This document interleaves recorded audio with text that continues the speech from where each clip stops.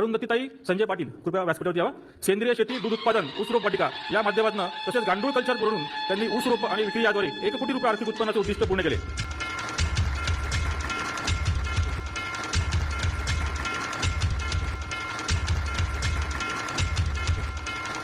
दुग्ध व्यवसाय, पशुपालन, गांडूळ खत आणि रोपवाटिकेच्या माध्यमातून वर्षातून 1 कोटीचा टर्नओव्हर माझा होत आहे। 1 कोटीच्या पेक्षा पण जास्त टर्नओव्हर होतो आहे। मग कल्चरची रक्कम माझ्या गांडूळ खतापेक्षा जास्त झाली आणि पहिली माझी स्कूटी गाडी 2009 ला मी कल्चर विकून घेतली। हे माझं म्हणजे मला खूप अभिमान वाटते। ती गाडी माझी अजून आहे। माझे मिस्टर बदलायचं म्हणतात पण मी नाही बदलली, कारण ती माझ्या कष्टाची पहिली पोचपावती। तुलाचा आपण एखादा बेड बसवला, एक ती पाण्यावर वाढणारी एक वनस्पती आहे आणि त्यात जे मिनरल मिक्सचरचे गुण आहेत त्या वनस्पतीमध्ये आहेत, जे जनावरांना पोषकता देतात किंवा त्यांच्या म्हणजे जनावरांना जे घटक आवश्यक आहेत ते घटक त्या आजोल्यामध्ये उपलब्ध आहेत आणि ती पाण्यावर वाढणारी वनस्पती आहे। एकदा जर आपण त्यात कल्चर सोडलो तर ती आपण जितकं काढून घेऊ तितकं ते वाढत जाते महिन्याला। मग आपण त्या खाद्यातून मोठमोठवर त्या जनावरांना ते देत गेलो तर त्यांचं एक आहार म्हणजे खाद्याच्या प्रमाणात सुद्धा कमी, आपण म्हणजे खर्च कमी आहे। डोकीवर इतर शेतकऱ्यांच्या प्रमाणात 10 लाखाचं कर्ज आमच्या डोकीवर पण होतच। असं नाही की आम्ही कर्जबाजारी नाही, असं नाही। आता दवाखान्याचा खर्च, घरचा खर्च, कामगारांचा खर्च आणि हे फर्टिलायझरचा खर्च, त्याच्यामुळे आम्ही पण कर्जबाजारी होतो। मग हे कर्ज कसं कमी करायचं? मी बीकॉम चे झाले होते।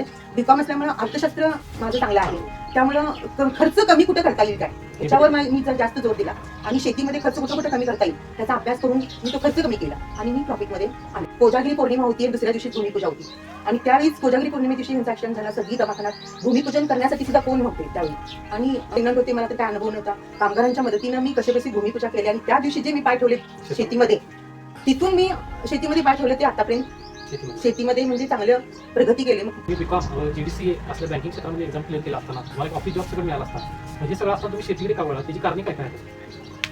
तरी पण मानसिकता लोकांची अशी होती की हे काय करायला असे बघणारे म्हणायचे की काहीतरी उत्तर काहीतरी करत असतं असं। आणि 2013 ला पहिला महिलांची शेतीशाळा कोल्हापूर जिल्ह्यातली पहिला 30 महिलांची शेतीशाळा आम्ही स्थापन केली। गाईच्या दुधापासून दहीपासून ताकापासून ताक रसायन करतो, म्हणजे बुरशीवर आपण ते ताक रसायन वापरतो। म्हणजे ताकात कडीपत्ता, कडीलिंब आणि एखादं तांब्याचं पळी टाकून ते गाडग्यात आम्ही ठेवले, तुम्हाला बघायला मिळेल। ते ताक रसायन जर बुरशी वाढत असेल, आपल्या शेतात कुठल्या तर पिकावर बुरशी वाढत असेल तर ते ताक रसायन जवळजवळ पंपाला 300 मिली घेऊन आपण ते फवारणी केलं तर बुरशी सुद्धा कंट्रोल होऊ शकते। म्हणजे शासनाकडे एक मागणी केली, ती मागणी अजून मंजूर झाली नाही, पण ती लवकरात लवकर व्हावी असे मी शासनाला पण, जर हा व्हिडिओ बघत असतील तर त्यांनी ते मंजूर करावी की प्रत्येक शेतकऱ्यांच्या घरात एक देशी गाई असावी, ती आपली माता आहे आणि तिला आपण कुटुंबासारखं स्थान देऊन रेशन कार्डावर सुद्धा तिचं नाव लिहावं असं माझं मत आहे। आणि त्यामुळे जे 1100 रुपयाचं अनुदान आहे ते थेट शेतकऱ्यांच्या खात्यात पडावं अशी मी शासनाला विनंती करत आहे। जर हा व्हिडिओ शासनापर्यंत पोहोचला तर म्हणजे ते अजूनही माझं ते दखल घेतील असं वाटतं। आणि आपण जवळजवळ आपल्या शिरोळ तालुक्यातील 3000 हेक्टर छारपट जमीन आहे, ती अति रासायनिक खतं, अति औषधं आणि पाणी आपल्याकडे मुबलक असल्यामुळे पाण्याचा अति वापर, त्याच्यामुळे आपल्या जमिनी छारपट बनल्या आहेत, त्या कुठेतरी सुपीक व्हायला पाहिजेत। ह्या उद्देशानं आम्ही नैसर्गिक शेतीकडे वळत आहे। पांजरपोळला तुम्ही अनुदान देता, ते प्रत्येक शेतकऱ्यांना महिन्याला 1100 रुपये जरी तुम्ही अनुदान द्यायला लागला तर तो शेतकरी देशी गाई बाळगू शकते। तो देशी गाई दूध कमी देतोय म्हणून शेतकरी बाळगत नाही, पण त्या दुधाचं महत्व त्या शेतकऱ्याला पटेल म्हणून ते अनुदान देतात ह्या उद्देशाने तो गाई पाळेल। आणि गाई आपली ही राजमाता म्हणून घोषित झाली आहे आणि त्या आपली माता आहे आणि तिचे पूजन करून तिच्या दुधापासून, तुपापासून त्याचं शेतकऱ्याचं आरोग्य चांगलं होईल आणि त्याच्या गाईच्या शेणापासून, मुतापासून शेतकऱ्याची शेती चांगली राहील। नमस्कार मित्रांनो, मी तुमचा रोहित, तुमचं स्वागत आहे पॉलिटिकल ॲस्पिरंट या यूट्यूब चॅनलवर। मित्रांनो, आज आपण धरणगुत्ती तालुका शिरोळ जिल्हा कोल्हापूर यामधून आज आपण अशा एका महिलेची मुलाखत घेणार आहोत। ते स्वतः एक बीकॉम तसेच बँकिंग क्षेत्रामध्ये जीडीसी ही एक्झाम क्लिअर केली आहे, तसेच त्यांचे पती एक नामवंत सिव्हिल इंजिनियर आहेत, तरीही देखील त्यांनी शेती हा व्यवसाय निवडला। मित्रांनो, आज आपण यामध्ये पाहणार आहोत की त्यांनी शेतीमध्ये मल्टिपल सोर्स निर्माण केलेले आहेत। त्यामध्ये आपण पाहणार आहोत गांडूळ खत व त्याची निर्मिती कशी केली पाहिजे, त्याचा यूज काय काय होतो, त्याचे बेनिफिट कसे आहे आणि उत्तम दर्जाचे गांडूळ खत कसे तयार करतात हे आपण यामध्ये पाहणार आहोत। तसेच सेंद्रिय शेती याबद्दलही आपण त्यांच्याकडून माहिती घेणार आहोत। तसेच देशी गाई गोठा संगोपन यामार्फतही आपण त्यांची माहिती घेणार आहोत। त्या गाई गोट्यापासून त्यांनी कोणकोणती औषधे व खते निर्माण केली आहेत ही आपण यामध्ये पाहणार आहोत। चला तर मग मित्रांनो, या आजच्या व्हिडिओला आपण चालू करू। मित्रांनो, नुकताच झालेल्या आंतरराष्ट्रीय महिला दिनानिमित्त महाराष्ट्र सरकारकडून त्यांना सांगली, सातारा व कोल्हापूर जिल्ह्यामधून त्यांची निवड झाली व त्यांचा सन्मानही करण्यात आलेला आहे, ते आपण यामध्ये पाहणार आहोत। यावर्षी आंतरराष्ट्रीय महिला शेतकरी दिन म्हणून साजरा केला जात आहे। तसेच आपल्या महाराष्ट्र सरकारने शेती व सेंद्रिय शेतीमध्ये उल्लेखनीय कामगिरी करणाऱ्या 5 महिलांची निवड केली होती। त्यामध्ये सातारा, सांगली व कोल्हापूर जिल्ह्यामधून आपल्या धरणगुत्तीच्या अरुंधती संजय पाटील यांची निवड झाली होती व त्यांच्या उपमुख्यमंत्री सुनेत्रा अजितराव पवार यांच्या मार्फत यांचा सन्मानही करण्यात आलेला आहे, हे आपण ह्यामध्ये पाहणार आहोत. पाटील मॅडम, तुमचं पहिल्यांदा आमच्या पॉलिटिकल ॲस्पिरंट या यूट्यूब चॅनलवर तुमचं स्वागत आहे. पहिल्यांदा आम्हाला तुमची ओळख करून द्या. मी अरुंधती संजय पाटील, मुक्काम पोस्ट धनगुत्ती, तालुका शिरोळ, जिल्हा कोल्हापूर. माझं शिक्षण BCom आणि GDCN झाले. माझं माहेर तारदाळ आणि 1997ला धनगुत्ती गावातील इंजिनियर संजय पाटील यांच्याशी माझं लग्न झालं. ते पण इंजिनियर आहेत, मी पण ग्रॅज्युएशन आहे, पण त्यांना पण शेतीची आवड होतीच. ते इंजिनिअरिंग करत करत शेतीही करत होते आणि मला शेतीची आवड होती, पण मला शेतीतील कामाचा काही अनुभव नव्हता, कारण माझं माहेरी पण चांगलं होतं आणि सासरी पण चांगलं होतं. मी प्रसंगावधान शेतीत उतरले आणि मग प्रथम मी गांडूळ खत निर्मितीवर भर दिला. गांडूळ खताचा प्रोजेक्ट करण्याचा निर्णय घेतला आणि त्याच्यावर मी जास्त भर दिला. ज्यावेळी मी प्रसंगावधान शेतीत उतरले त्यावेळी माझ्या असं लक्षात आलं की जे रासायनिक खत आपण वापरत आहे, त्या रासायनिक खत जे वापरते त्यातील घटक गांडूळ खतात जवळजवळ NPK सकट 17 मायक्रोन्यूट्रन्स उपलब्ध आहेत. मग आपण रासायनिक खत का वापरायचं आणि कीटकनाशक का वापरायचं ह्याचा विचार मी केला आणि ते पूर्ण रासायनिक खत 50%, 25% असं 75% असं बंद करत मी पूर्ण सेंद्रियकडे वळले आणि आता 2025 पर्यंत मी माझी पूर्ण शेती सेंद्रियवर करते. मग ह्यात शेती खात्याचं मला पूर्ण सहकार्य आहे. शेती खात्यातून कनेरी मठापर्यंत मी प्रशिक्षण खूप चांगल्या प्रकारे प्रशिक्षणला प्रत्येक वेळी हजर राहून प्रशिक्षण घेत होते. माझ्यात अशी एक जिज्ञासा आहे, जिथं जिथं प्रशिक्षण असेल तिथं माझं काम सगळं सोडून मी तिथं प्रशिक्षणाला हजर राहते, कारण नवीन गोष्ट अनुभव घेणे हा माझ्यातला एक चांगला गुण आहे. आणि मी ते महिलांना पण मी हे सांगते की जिथं तुम्ही जाल प्रशिक्षणाला असू दे, व्याख्यानाला असू दे, तिथील एकरी गोष्ट तुम्ही घेतली पाहिजे आणि हेच माझा म्हणजे माझ्यातला एक तो गुण आहे. त्यामुळं मी चांगल्या प्रकारे सेंद्रिय शेतीमध्ये गांडूळ खतामध्ये नवीन नवीन प्रयोग करत गेले आणि अनेक प्रकारची खतांची निर्मिती केलेली आणि त्या खतांच्या निर्मितीमुळे मला असं वाटतं की रासायनिक खताचा आपण वापर केला नसला तरी आपली पिकं आणि आपला टनेज व्यवस्थित आपण कव्हर करू शकतो. ह्या उद्देशानं मी सेंद्रिय शेती आणि ह्याच्याकडे वळेन. त्याच्याबरोबर मी म्हणजे एकाच ह्याच्यावर टिकून न राहता शेतकऱ्यांनी पूरक व्यवसाय ही करायला पाहिजे. त्यामुळं माझं दुग्ध व्यवसाय असेल किंवा देशी गाईचा गोटा असेल, तसेच त्याच्याबरोबर मी जोडधंदा म्हणून रोपवाटिका पण ऊस रोपवाटिका पण केले. रोपवाटिकेच्या माध्यमातून गुजरात, महाराष्ट्र, कर्नाटक, मध्य प्रदेश ह्या राज्यातून माझ्या सृष्टी बायोटेकच्या नर्सरीचा म्हणजे सेल केला जातो आणि माझी क्वालिटी चांगली असल्यामुळं माझी वर्षभर मागणी असते. हे दुग्ध व्यवसाय, पशुपालन, गांडूळ खत आणि रोपवाटिकेच्या माध्यमातून वर्षातून 1 कोटीचा टर्नओव्हर माझा होत आहे. 1 कोटीच्या पेक्षा पण जास्त टर्नओव्हर होतो आहे. म्हणून हा 2026 हा शेतकरी महिला वर्ष असल्यामुळे कोल्हापूर सातारा जिल्ह्यातून विधान भवनात जो सन्मान झाला त्यात माझं नाव गेलं आणि मला खूप छान वाटलं तिथं गेल्यावर, कारण हा सन्मान म्हणजे एक शेतकऱ्यांचा खूप मोठा अभिमान मान आहे तो. आणि ज्यावेळी विधान भवनात मी पाय ठेवले त्यावेळी मला खूप छान वाटले की माझ्या कार्याची पोचपावती मला मिळाली. मित्रांनो, आता आपण त्यांची पर्सनल लाईफ व स्ट्रगल याबद्दल आपण पाहणार आहोत. पाटील मॅडम, तुम्हाला विधान भवनामध्ये मुंबईमध्ये सुनेत्रा पवार यांच्या हस्ते तुम्हाला जागतिक शेतकरी महिला दिनानिमित्त तुम्हाला जो सन्मान मिळाला त्यावेळेला तुमची शेण काय होते, तुम्हाला काय काय त्यावेळेला तुमचा स्ट्रगल आठवलं का त्यावेळेला? छान वाटले मला की शेती खात्यातून म्हणजे आदल्या दिवशी फोन आलेला, रविवारी दुपारी 2च्या दरम्यान फोन आलेला, 9:30च्या आसपास. मग आमच्या घरी कोण नव्हते, साहेब पाणी फाउंडेशनच्या ट्रेनिंगला गेलेले, मुलगी पुण्याला तिची एक्झाम होती म्हणून गेलेली आणि आता माझ्याबरोबर कोण. मग मी त्यांना म्हटलं ठीक आहे, कोणाला तरी घेऊन ॲडजस्ट करून जाते.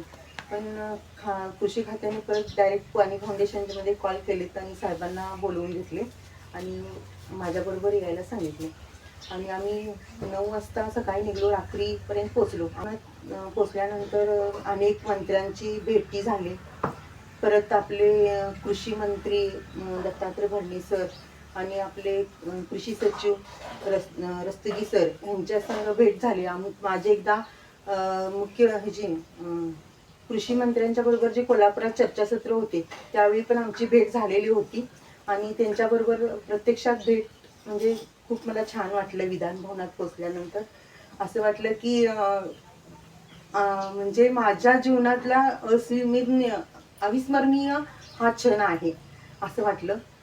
अजून कॅबिनेट मंत्री सगळे येणार होते त्यावेळी आमचे म्हणजे पुढं आमचे फर्स्ट ह्याला बसण्याची व्यवस्था म्हणा किंवा आम्हाला जो म्हणजे आदर दिला त्याबद्दल मला खूप छान असं वाटलं की एक माझ्याबरोबर आणि महाराष्ट्रातल्या 5 महिला अशा होत्या आणि त्यातील एक महिला पण अशी होती की जिचा मिस्टर आत्महत्याग्रस्त म्हणजे ह्या शेतीला कंटाळून आत्महत्या केली होती आणि त्या महिलेचा पण सत्ता तिची ओळख करून घेतली. मला खूप छान वाटलं. माझ्यापेक्षा पण तिचं मला छान वाटलं कारण ती पुढं न डगमगता पुढं शेतीत उतरून तिच्या मुलांना जवळजवळ ती मुलगीला MBBS शिक्षण देत होती आणि दुसरी मुलगा ॲग्रिकल्चरला होता.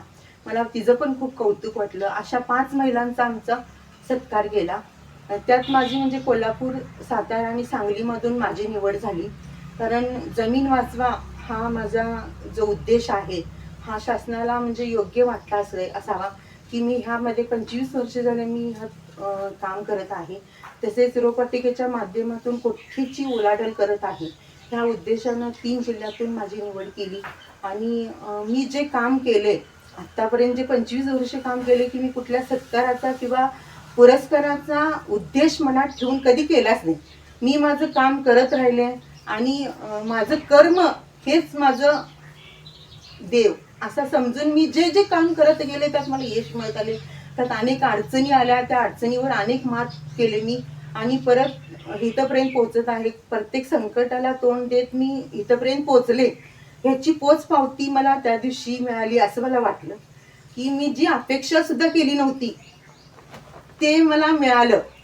थोडक्यात मी एवढं सांगू शकेन की अपेक्षा न करता आपलं कर्म करत गेलं तर आपल्याला यश पदरात पडतो आणि एक दिवस आपण उच्च पदापर्यंत पोचतो हे मला सांगायचं आहे. आणि मी तिथपर्यंत पोचले. ह्यात खूप म्हणजे सगळ्यांचं सहकार्य आहे. त्यात कृषी खात्यांचं, माझ्या कुटुंबांचं, माझ्या कामगार वर्गांचं, माझ्या शेतकरी जे माझ्याशी शेतकरी जोडले आहेत त्या सर्वांचाच मानसन्मान माझ्या मानसन्मानामध्ये मिसळलेला आहे असं मी सांगेन.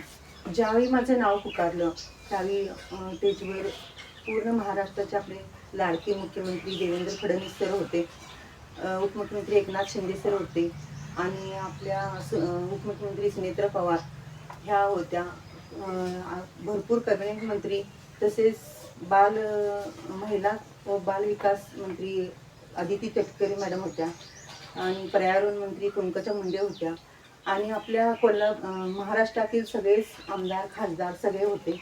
त्यांच्या उपस्थितीत मला हा स्टेजवर सन्मानित केलं गेलं. सुनेत्रा पवार यांच्या हस्ते माझा सन्मान केला गेला. त्यावेळी मला खूप छान वाटलं की मी जे 25 वर्ष कार्य केले आहे त्याची पोचपावती मला मिळाली. मी सृष्टी वाचवण्यासाठी, जमीन वाचवण्यासाठी जे कार्य करत आहे ते मला अजून पुढं जाऊन काहीतरी करण्याचं प्रोत्साहन मला मिळालं. त्यांच्या म्हणजे मला जो सत्कार मिळाला, त्यांची शाबासकी मिळाली, ह्यातून मला न थांबता अजून पुढे कुठेतरी अजून माझं पुढं खूप मोठं कार्य करायचं आहे हे मला त्यांना सांगायचं असेल बहुतेक. म्हणूनच माझं नाव निवडलं असेल आणि मला तिथपर्यंत मी पोचले. मला खूप म्हणजे अभिमान वाटला आणि त्याच्याबरोबर आमच्या गावाचा आणि तालुक्याचाही अभिमान वाटला की मी एका खेडेगावातून, एका शेतकरी वर्गातून एक शेतकरी महिला विधान भवनापर्यंत पोचते म्हणजे काही साधी गोष्ट नाही आहे. हे आपल्या जिल्ह्याचा आणि आपल्या तालुक्याचा पण मान आहे आणि त्यामुळं मला खूप सगळ्यांचा म्हणजे शुभेच्छा पण आल्या आणि त्यातून मला खूप छान वाटलं की आणि मला अजून पुढे काहीतरी करायचं आहे, भरपूर काहीतरी करायला पाहिजे असं. मी BCom GDCA असल्या बँकिंग क्षेत्रामध्ये एक्झाम क्लिअर केला असताना तुम्हाला एक ऑफिस जॉब सगळं मिळालं असता, मग हे सगळं असताना तुम्ही शेतीकडे का वळला? त्याची कारणे काय काय आहेत? पूर्वी मी BCom GDCA केले माझ्या वडिलांची इच्छा होती की मी ग्रॅज्युएशन व्हावं आणि मी ग्रॅज्युएशन झाले. ग्रॅज्युएशन नंतर माझं लग्न झालं. पण लग्नानंतर मी GDCA केले आणि 1997ला माझं लग्न झालं. पण 2003ला मी प्रेग्नंट होते, म्हणजे 7 वर्षाचा गॅप होता मध्ये. आणि त्यावेळी मला माझ्याकडं पुस्तक वाचणे किंवा अभ्यास करणे ह्या माध्यमातून मला वाटलं की GDCAचं एक्झाम द्यावी. आणि माझ्या मिस्टरांनी मी जो काय निर्णय घेईन किंवा मला नेहमी त्यांचं प्रोत्साहन सपोर्ट असायचंच. GDCA पण झाले. पण पूर्वी आमच्या पाटील घराण्यात बाहेर जाणं किंवा नोकरी करणं हे नव्हतं. मग शेतीची आवड किंवा बाग बगीचा वगैरे करायचे किंवा घराची जनावरं पण अशी. पण माझी तेवढी म्हणजे कामाची आमच्या म्हणजे माहेरी चांगलं असल्यामुळं पण एवढं कामाचं पण काय म्हणजे माहिती किंवा करण्याचा अनुभव पण जास्त नव्हताच. मिस्टर इंजिनियर असल्यामुळे ते शेती पण बघायचे आणि इंजिनियर पण व्हायचे. इंजिनिअरिंग पणचे कामं पण करायचे आणि शेतीत आवड असल्यामुळे शेती पण तेच बघायचे घरची सगळी. आणि घरचे मोठे असल्यामुळे त्यांच्याकडं अर्थ कारभार हा त्यांच्याकडेच होता. शेतीतला असू दे म्हणजे घरचा असू दे सगळा. पण आणि ते करत असताना 2003ला जे पंचगंगा रत्ना देशभक्त रत्नापन्ना कुंभार यांच्या कारखान्यावर काम घेतलेले. त्या कामात 13 फुटावरून खाली ते पडले. त्यामुळे त्यांचा ॲक्सिडेंटली म्हणजे खूप हे झालं आम्हाला. म्हणजे घरच्यावर खूप मोठं प्रसंग आमच्यावर तो आला. त्यावेळी मी 6 महिन्याची प्रेग्नंट होते.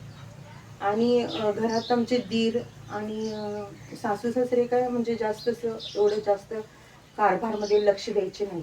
पण पूर्ण कारभार ह्यांच्याकडे असल्यामुळे आमच्यावर एक आपत्तीच कोसळल्यासारखी झाली. आणि दीराचं अजून शिक्षण चालू होतं. त्यामुळं दवाखान्याचा खर्च आणि हे बघत आम्ही खूप म्हणजे तो प्रसंग खूप कठीण प्रसंग आम्ही पुढं सरकवत नेत आलो. पण त्यावेळी ज्यावेळी कोजागिरी पौर्णिमा होती आणि दुसऱ्या दिवशी भूमिपूजा होती आणि त्यावेळीच कोजागिरी पौर्णिमे दिवशी ह्यांचा ॲक्सिडेंट झाला. सगळी दवाखान्यात भूमिपूजन करण्यासाठी सुद्धा कोण नव्हते त्यावेळी. आणि म्हणजे तो प्रसंग आठवला तरी मला अजून म्हणजे असे डोळ्यात पाणी येते की मी प्रेग्नंट होते, मला तर काय अनुभव नव्हता. कामगारांच्या मदतीनं मी कसेबसे भूमिपूजा केली आणि त्या दिवशी जे मी पाय ठेवले शेतीमध्ये, तिथून मी शेतीमध्ये पाय ठेवले ते आतापर्यंत शेतीमध्ये म्हणजे चांगलं प्रगती केली. मग काही अनुभव नसताना मी जे शेतीमध्ये पाय ठेवले भूमिपूजन दिवशी, मग मला तिथून असं समजलं की मग मी पूर्ण ते आमच्या त्यावेळी फ्लावर, टॅमॅटो आणि कोबीज आणि झेंडू हा पिकं चालू होती. हे बघत बघत इंजिनिअरिंग बघत बघतच ते करत होते. मग ती कामं टॅमॅटोला दर होता. मी तसंच पोट घेऊन महिला वर्गांना सपोर्ट केले, महिलांच्याकडनं अनुभव घेतले. ज्या रोज त्या काम करणार त्यांना अनुभव असतोच ना, त्यांच्याकडनंच अनुभव घेतले की काय करायचं असते काय नाही, कसं तोडायचं, कसं त्यांना हँडल करायचं, सुतळी बांधायचं किंवा त्यांना लागवड कुठली घालायची, त्यांच्याकडनंच अनुभव घेत घेत मी ते शेतीमध्ये उतरले. पण मग ते त्यावेळी माझ्या असं लक्षात आलं की आपण रासायनिक खत घालतो, पण आम्ही त्यावेळी गांडूळ खतालाही चालू केलं होतं. म्हणजे घरचं शेणखत असल्यामुळं गांडूळ आणून सोडलेलं आणि छान असं गांडूळ खत. म्हणजे त्या गांडूळ खताचा रिपोर्ट बघण्यासाठी मी टेस्टिंगला दिले दत्त कारखान्याला. त्यात एवढे सगळे घटक उपलब्ध असताना आपण रासायनिक खत का वापरायचं, म्हणून मी ज्यावेळी शेतीत काम करायला चालू केले त्यावेळीपासून मी रासायनिक खताला निम्म्यावर आणले आणि निम्म्यावरनं आतापर्यंत संपूर्णच बंद केले. पण ते असं निम्म करत आम्ही खर्च कमी केला. ज्यावेळी आमच्या डोकीवर इतर शेतकऱ्यांच्या प्रमाणे 10 लाखाचं कर्ज आमच्या डोकीवर पण होतंच. असं नाही की आम्ही कर्जबाजारी नाही, असं नाही. आता दवाखान्याचा खर्च, घरचा खर्च, कामगारांचा खर्च आणि हे फर्टिलायझरचा खर्च, ह्याच्यामुळे आम्ही पण कर्जबाजारी होतो. मग हे कर्ज कसं कमी करायचं, मी BCom GDCA झाले होते. BCom असल्यामुळं अर्थशास्त्र माझं चांगलं आहे. त्यामुळं खर्च कमी कुठं करता येईल काय ह्याच्यावर मी जर जास्त जोर दिला आणि शेतीमध्ये खर्च कुठं कमी करता येईल त्याचा अभ्यास करून मी तो खर्च कमी केला आणि मी प्रॉफिटमध्ये आले. म्हणजे स्वतः खत निर्मिती केल्यामुळे खतावरचा खर्च कमी आला. परत दशपर्णी अर्क वगैरे करायला लागल्यामुळं कीटकनाशकावरचा खर्च कमी आला माझा आणि पूर्ण दशपर्णी अर्क अग्निअस्त्र आणि ब्रह्मास्त्र मी जे तयार केले त्याच्यावर मी फ्लावर आणि कोबीज इतक्या चांगल्या प्रकारे आणलेले की मुंबई बाजार सुद्धा आमच्या नावाचं लेबल बघितलं आमचं माल खपत होता. पण एवढी क्वालिटी निर्माण होत्या. जरी माल कमी निघत असेल पण क्वालिटी चांगली निघत्या. म्हणजे 2003 ला ज्या वेळेला तुमच्या मिस्टरांचा अपघात झाला त्यामुळे त्या इन्सिडेंटमुळे तुम्ही शेतीकडे वळाला. शेतीमध्ये आले. मित्रांनो, शेती म्हणजे नुसतं सन्मान नाही तर आत्मसन्मान आहे. मॅडम, तुम्ही 2000 सालपासून हे काम करताय, मग त्याला सुरुवातीला तुमचे मोठे संघर्ष काय काय होते त्यावेळेला? 2000 पासून गांडूळ खत निर्मितीला मी चालू केलेले, पण ऍक्च्युली 2004 मी शेतीत उतरले. त्यावेळी कामगार टंचाई ही तेव्हा जशी आता जशी आहे तशी तेव्हा पण होती. मी ज्यावेळी प्रत्यक्ष काम करायला त्यांच्याबरोबर बसते त्यावेळी म्हणजे एक चांगलाच फरक पडतो ना. स्वतः आपण कामगारांच्या बरोबर केलं की एक फरक पडतो की त्यांच्यात पण एक हे निर्माण होते की मालकीन सुद्धा आमच्या बरोबर काम करते. त्यामुळं एक ते एक अनुभव वेगळाच असतो आणि त्याच्यामुळं शेतीमध्ये लक्ष चांगलं राहतं. आणि दुसरी गोष्ट म्हणजे ऍक्सिडेंट झाल्यामुळे मिस्टरांचं ते एक मोठा अपघात आम्हाला आमच्या घराला सोसावं लागलं. त्यामुळे त्यांचं इन्कम थांबलं आणि कर्जाचा बोजा वाढला. हे बाकीचं सगळं हँडल करायचं हा एक मोठा प्रश्नच होता.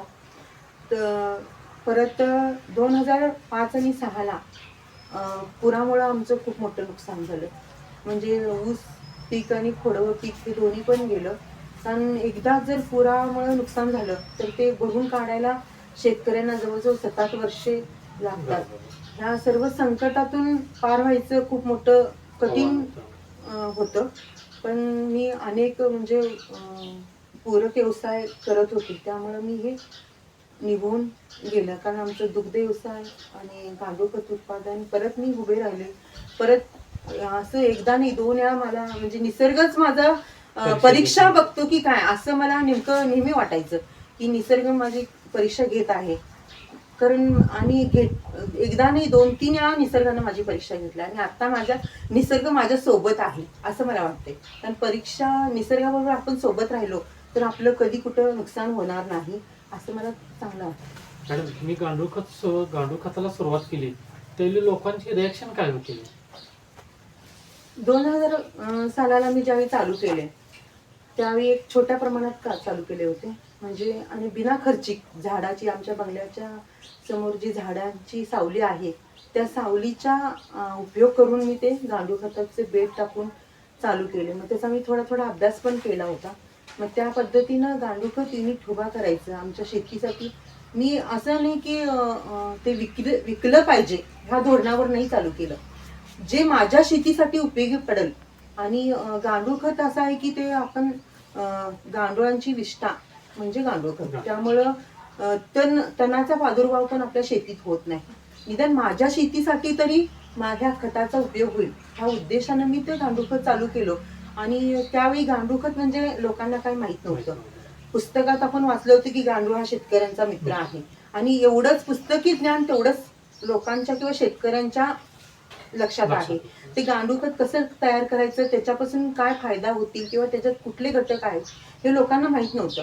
मी त्याचा अभ्यास म्हणजे चांगल्या प्रकारे अभ्यास केला आणि ह्याच्यासाठी माझे मिस्टरांचं साथ किंवा कृषी खात्याचं सुद्धा मला खूप मोठं साथ चांगली म्हणजे त्यांना मार्गदर्शन मला मिळालं कृषी खात्याचं. त्यामुळे मी त्यांच्या सपोर्टमुळं चांगल्या प्रकारे गांडूळ खत निर्मिती करायला लागलो. ते गांडूळ खताचं युनिट मी ज्यावेळी केलं तेव्हा मी म्हणजे रस्त्याच्या कडेला होतं. मी करत असताना ते शेणात हात घालणे किंवा मी ज्यावेळी शेणात हात घालीन त्यावेळी कामगार वर्ग शेणात हात घालणार. कारण शेणात किंवा कशात हात घालायला आता कोणालाही अजून पण नको आहे. अजून सुद्धा मी ज्यावेळी शेणाचा ढिगात हात घालून होऱ्यानं पाट्या भरायला चालू करतो त्यावेळी कामगार वर्ग मग पाठीमाग येतात. असं आहे. म्हणजे कुठलंही काम कमी दर्जाचं नसतंय हे दाखवून देण्यासाठी मी स्वतः पहिला काम मी पुढे होते मग कामगार येतात. अशा प्रकारे हे खूप मोठी अडचण होती. ती अजून सुद्धा गांडूळ खतात काम करायला प्रत्येकांचा नाच पाडा असतोय. तरी पण मी महिला वर्गाला अशा म्हणजे त्यांना महत्व पटवून दिलं. गांडूळ खताच्या पाण्यामुळे सुद्धा आमच्या कामगारांचा त्वचा रोग बरा झालाय. मग त्यामुळे त्या म्हणजे हे चांगलं आहे, हे करतात हे चांगलं आहे ह्या उद्देशाने त्या काम करू लागल्या. तरी पण मानसिकता लोकांची अशी होती की हे काय करायलेत असे बघणारे म्हणायचे की काहीतरी उठतात काहीतरी करत बसतात असं. पण त्यांना असं लक्षात नंतर मग 2012ला श्रीपती माने विचार मंच यांच्या वतीने माझा जो सत्कार झाला, त्यांनी कृषीरत्न पुरस्कार मला पहिला पुरस्कार मला तो जाहीर केला. त्यांनी गांडूळ खतामध्ये चांगलं म्हणजे उल्लेखनीय काम करतो शेतीमध्ये, हे त्यांनी ओळखून मला तो पुरस्कार केला. त्यानंतर त्यानंतर मग एक असे पुरस्कार मला मिळत गेले. 8 मार्च 2012ला अग्रवननं माझं पूर्ण एक पान म्हणजे लेख छापलं आणि त्यामुळं साम टीव्हीनंही त्याची दखल घेतली.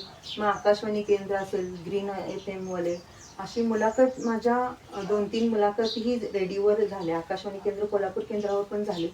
त्यामुळे लोकांना समजलं की हे काहीतरी आहे, ह्यात तथ्य आहे, हे काहीतरी करते, हे चांगलं करते असं वाटायला लागलं.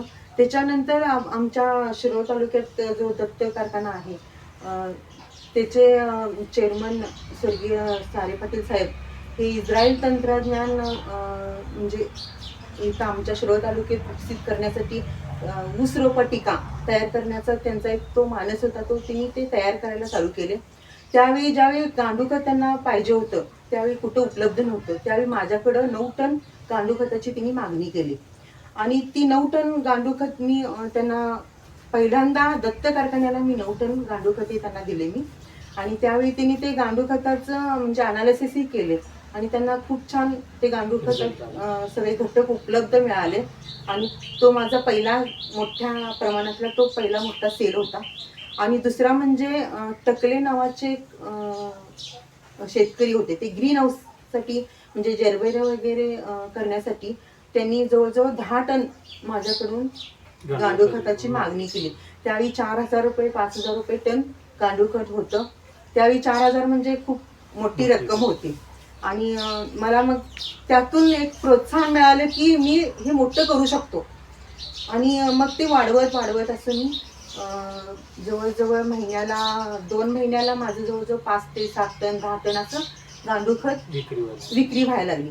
त्याच्यानंतर दत्त कारखान्याने अनेक संकल्प म्हणजे प्रत्येक सभासदाने गांडूळ खत युनिट उभा करायचं असे एक संकल्पना तिने चालू केली. मग त्याच्यामध्ये रुकडीचे शिंदे सर म्हणून होते, तिने त्याचा म्हणजे प्रोजेक्ट त्यांनी त्या दत्त कारखान्याला दिला आणि त्यातून माझं कल्चर निर्मिती झाली. म्हणजे गांडूळ आयसिना फिटन आणि ऑस्ट्रेलिया ह्या 2 जातीचे कल्चर माझ्याकडे उपलब्ध होते आणि ते कल्चर प्रत्येक सभासदाने गांडूळ खताचे 2-2 युनिट बसवायचे आणि गांडूळ खत निर्मिती करून ते शेतीसाठी वापरायचं असा संकल्पना दत्त कारखान्याने चालू केल्यामुळं माझ्याकडनं जवळजवळ महिन्याला जवळजवळ 50 ते 100 किलोपर्यंत कल्चर माझी विक्री होऊ लागली. म्हणजे मी त्यांना ते 150 रुपये किलोनं देत होते होलसेल रेटमध्ये. ह्या पद्धतीनं माझा जवळजवळ कल्चरची रक्कम माझ्या गांडूळ खतापेक्षा जास्त झाली आणि पहिली माझी स्कूटी गाडी 2009ला मी कल्चर विकून घेतली. हे माझं म्हणजे मला खूप म्हणजे अभिमान वाटते. ती गाडी माझी अजून आहे. माझे मिस्टर बदलायचं म्हणतात पण मी नाही बदल, कारण ती माझ्या कष्टाची पहिली पोचपा होती. मॅडम 2005ला जो महापूर आला होता आपल्या इथं त्यामुळे मोठं नुकसानही झालं होतं. मग त्याला तुम्हाला असं वाटत होतं की हार मानावी अशी परिस्थिती झाली होती काय? मग त्याला तुम्ही कसं त्याला तोंड दिला? होय, 2005ला पूर आला. आमच्या राहत्या घराच्या कटड्यापर्यंत तरी पूर आलेला. आम्ही घरातून सामान वगैरे बाहेर काढलेलं वरच्यावर ठेवून असं आम्ही पण बाहेर पडलेलो आणि गांडूळ खत घराच्या बाजूलाच करत होतो. त्यामुळं ते थोडं छोट्या प्रमाणात असलं तर पण थोडं नुकसान झालेलं, कारण घरातलं सामान किंवा लहान मुलगी ह्याचं सगळं बाकीचं करूच तर ते उचलणं शक्य नव्हतं. त्यामुळं गांडूळ खतही वाहून गेलं आणि शेतीमध्ये ऊस होता तोही गेला 2005ला आणि 6ला, म्हणजे लावण आणि खोडवं दोन्हीही गेलं आणि त्याच्यामुळे खूप मोठं नुकसान झालं. शासन गांडूळ खताचं नुकसान भरपाई काय दिलं नाही, पण थोड्या प्रमाणात शेतीतलं नुकसान भरपाई थोडे मिळाली, पण ती काय म्हणजे एवढी तुटपुंजी नुकसान भरपाई त्यानं काही होणं शक्य नव्हतं. पण तेवढं भरून काढण्यासाठी आम्हाला जवळजवळ 7-8 वर्षे संघर्ष करावा लागला. कारण घातलेलं खर्च निघण्या पण गरजेचं होतं आणि आम्ही न डगमगता आणि परत नव्यानं उभं राहिलो. पूर गेल्यानंतर नव्यानं बेड टाकले, नव्यानं गांडूळ खत चालू केले, नवीन आम्ही कल्चर आणले आणि परत गांडूळ खताला पण चालू केले आणि शेतीत पण परत सगळं नव्यानं चालू केलं. आणि त्यावेळी असं वाटत होतं की निसर्ग आमचा कुठेतरी परीक्षा बघत आहे, घेत आहे असं वाटत होतं.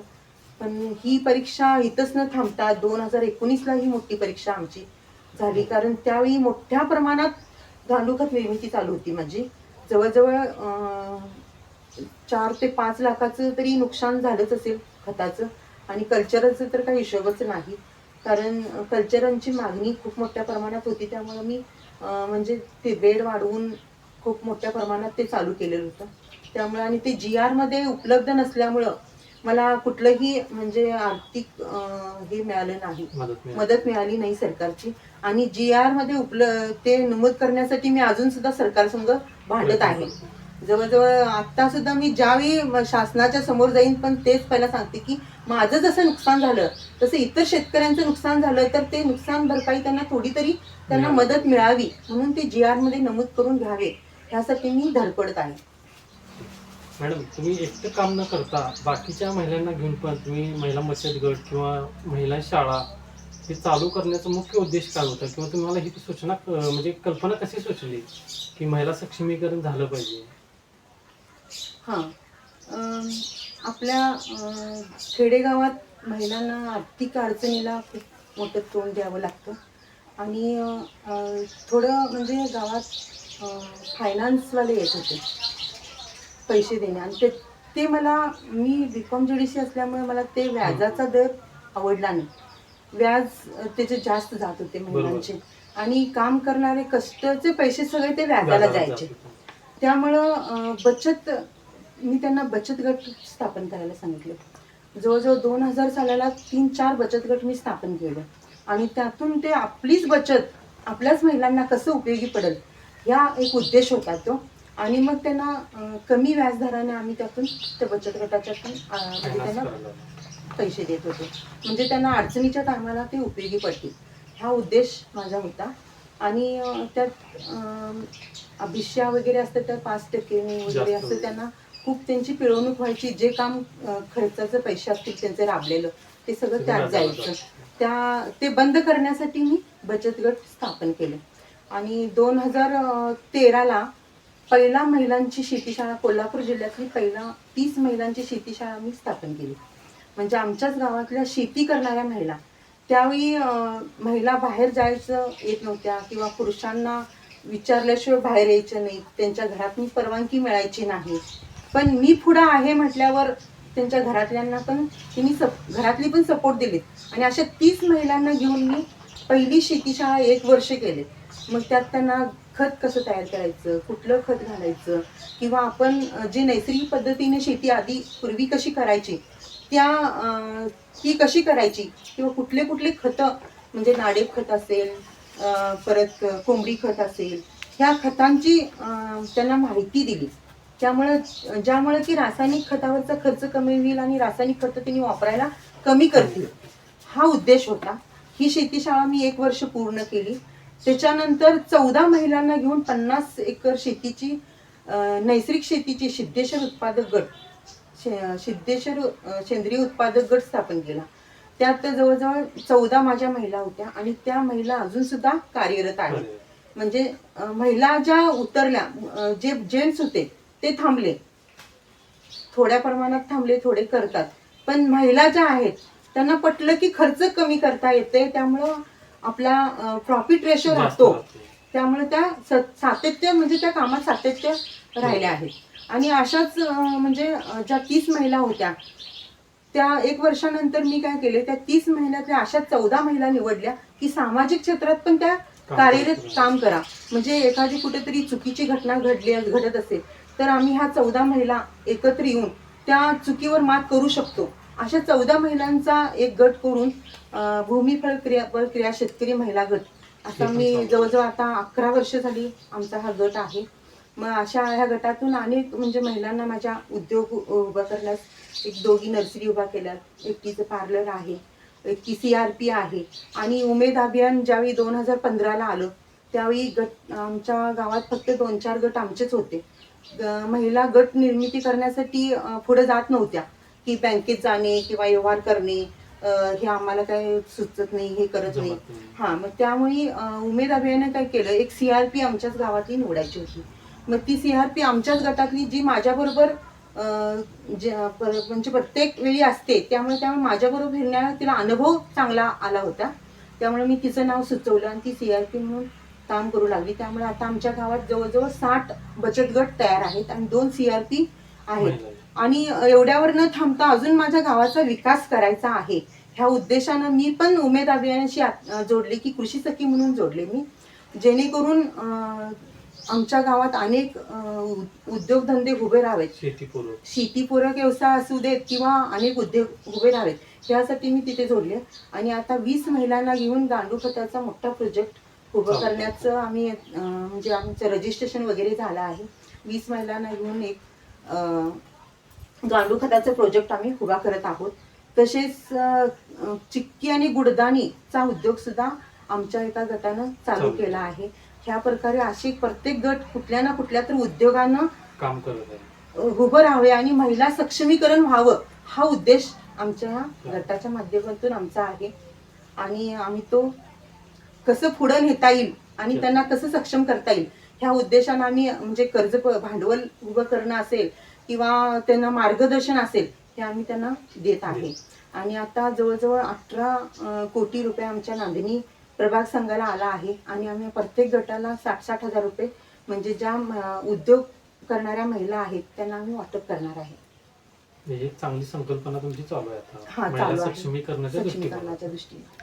मॅडम, तुम्ही हे सगळं कृषीपूरक व्यवसाय करताय, मग ह्याच्यामध्ये कृषी विभागाची तुम्हाला कशी मदत मिळाली किंवा त्यांच्याबरोबर तुमचा कॉन्टॅक्ट कसं झाला किंवा त्या लेवलला तुम्ही कसं काय काय वर्क केला?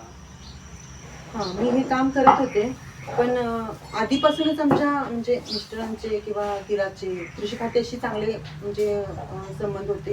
कृषी खातं आमच्याकडे यायचे, आम्ही काय करतो ते बघायचे. त्यामुळं कृषी खात्याची आमचं म्हणजे चांगलं होतं. मग त्यावेळी त्यांनी काय म्हटले की 2013-14ला जे कृषी तंत्रज्ञान व्यवस्थापन आत्माअंतर्गत जी सदस्य निवड होती, त्यावेळी माझी निवड केली त्यांनी. म्हणजे जिल्हा पातळीवर शिरोळ तालुक्यातून मी कृषी तंत्रज्ञान व्यवस्थापन आत्माअंतर्गत मी सदस्य म्हणून काम केले. मग त्यांच्या मिटिंगला जाणे किंवा शेतकऱ्यांच्या समस्या मांडणे, हे काम माझ्याकडे होते. म्हणजे पूर्ण 52 खेड्यातून जे शेतकऱ्यांचे प्रश्न असतील शेतीविषयक, म्हणजे कुठले पण जे आणि शासनाचे जे योजना असतात, ते शासनाच्या योजना ज्या ज्या लोकांना माहिती होतात, म्हणजे ठराविक लोकांनाच माहिती होतात, तेच शासनाच्या योजना उचलतात. तळागाळातील लोकांच्यापर्यंत शासनाच्या योजना पोचतच नाही. त्यामुळं मी पूर्ण 52 खेड्यातून असे जे शेतकरी निवडले, ते त्या शेतकऱ्यांच्या मार्फत तळागाळातील शेतकऱ्यांच्यापर्यंत शासनाच्या योजना पोचवण्याचे काम मी केले. आणि त्यांचे प्रश्न जे असतील ते शासनापर्यंत म्हणजे पोचवण्याचं काम मी इथं त्यांच्या मिटिंगच्या माध्यमातून मी करत होते. तसेच आता 2024ला सुद्धा मी कृषी खात्यात कृषी सखी म्हणून काम करते. म्हणजे जवळजवळ 1,200 शेतकऱ्यांचा जो गट आहे शिरोळ तालुक्याचा, तो 1,200 शेतकऱ्यांचा गट मी हँडल करते की नैसर्गिक शेतीकडे त्या 1,200 शेतकऱ्यांनी वळावं. मग ते शासनाचे त्यांना अनुदान आहे, वर्षाला 4,000 अनुदान आहे. परत बॅरेल असे काहीतरी त्यांना म्हणजे जे खतं तयार करण्यासाठी आहे, त्याचे आम्ही कसं त्यांना शिकवतो, प्रशिक्षण देणे किंवा त्यांचे सगळे कागदपत्र किंवा त्यांना कसं नैसर्गिक शेतीकडे वळवायचं किंवा नैसर्गिक शेती कशी करायची, ती किती फायद्याची आहे हे सांगणं, त्यांच्या मीटिंग घेणं, प्रशिक्षण घेणं, हे काम आम्ही ते कृषी खात्यामार्फत मी अजूनही करत आहे. आणि पंचायत समितीला सुद्धा मी कृषी सखी म्हणून काम करते.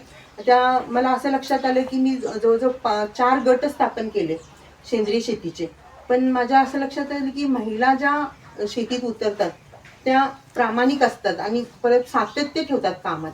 त्यामुळं मी उमेद अभियानातील ज्या कृषी सखी काम करत असताना उमेद अभियानातले जे गट्स आहेत, आता जवळजवळ प्रत्येक गावात 60-70 गट आहेत. माझ्याकडे 3 गावं आहेत, धरंगुती, नांदणी आणि हरोली. म्हणजे 5 ग्रामसंघ माझ्याकडे आहेत. त्या ग्रामसंघात मी ज्यावेळी परसबागेच्या माध्यमातून, आता परसबागेची संकल्पना एक शासनानं नवीन चालू केली, ती आधीपासून आहेच, पण खूप चांगली म्हणजे संकल्पना आहे ती. म्हणजे विषमुक्त अन्न आपणच निर्मिती करायचं आणि आपल्या घराचं पोषण आपण करायचं, हा उद्देश त्यांचा होता. आणि विषमुक्त अन्न आपल्या घराच्या सदस्यांच्या ह्याच्यात ताटात पडावं, हा उद्देश त्या शासनाचा आहे. आणि आपण पिकवलेले भाजीपाला किती गोड लागते हे महिलांना पटवून देणं, किंवा रासायनिक खत न वापरता नैसर्गिक पद्धतीने किंवा सेंद्रिय पद्धतीने आपण भाजीपाला घेत असताना ती भाजीपाला येतच नाही, शेती सेंद्रिय पद्धतीने भाजीपाला पिकतच नाही, हा जो दुर्गंध आहे लोकांच्या मध्ये, तो बाहेर काढण्यासाठी ही संकल्पना खूप चांगली आहे. आणि ह्या संकल्पनेचा मी वापर केला. म्हणजे प्रत्येक गटातील प्रत्येक महिलेला परसबाग करायला सांगितले.